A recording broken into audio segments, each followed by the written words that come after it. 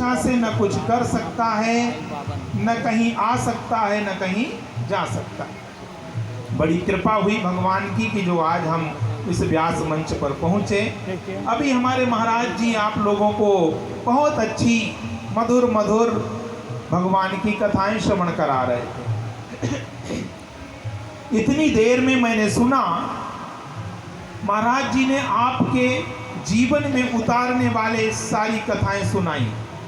महाराज जी ने आपको भक्ति की महिमा सुनाई, महाराज जी ने आपको ब्राह्मण की महिमा सुनाई, महाराज जी ने आपको संत की महिमा सुनाई, महाराज जी ने आपको गजेंद्र और ग्राह के उस प्रकरण के द्वारा भक्त और भगवान की महिमा सुनाई।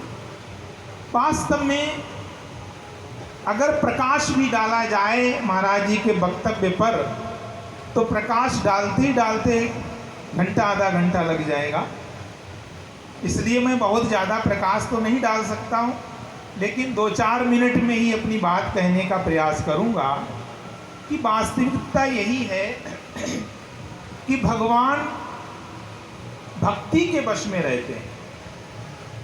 भगवान को कोई कर्म, देखो भगवान को पाने के लिए हमारे वेदों में, पुराणों में, शास्त्रों में 3 साधन बताए गए।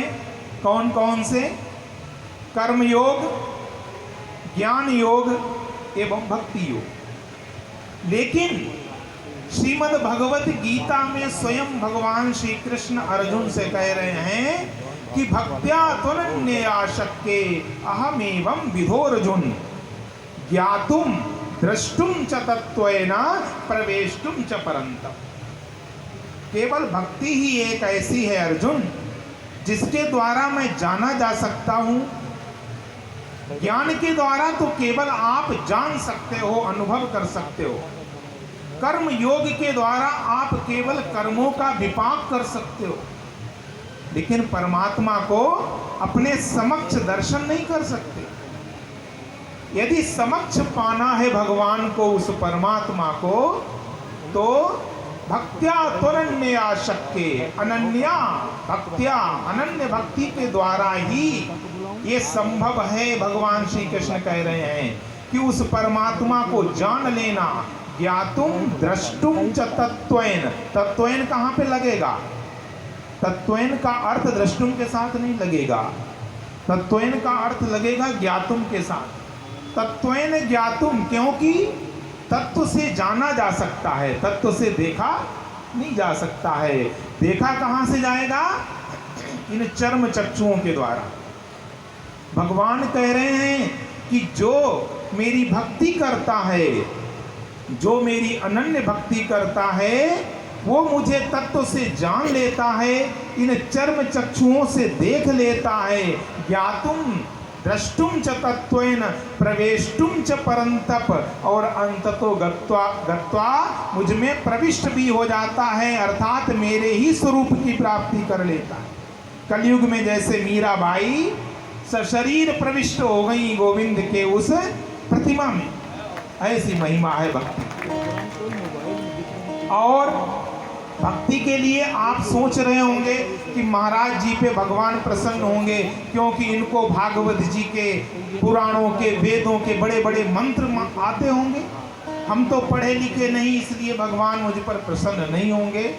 लेकिन हमारे शास्त्र कहते हैं कि व्याधस्या चरणम ध्रुवस्य च वयो विद्या गजेन्द्रस्य का जातिरविदुरस्य यादवपते रुद्रस्य किं पौरुषम्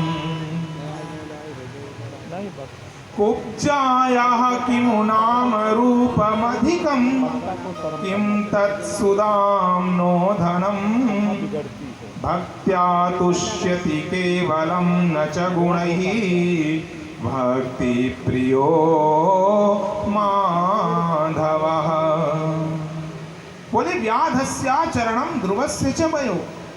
अगर कोई कहे कि किसी बहुत अच्छे आचरण से भगवान प्रसन्न होते होंगे, तो जो व्याध था उसका क्या आचरण था?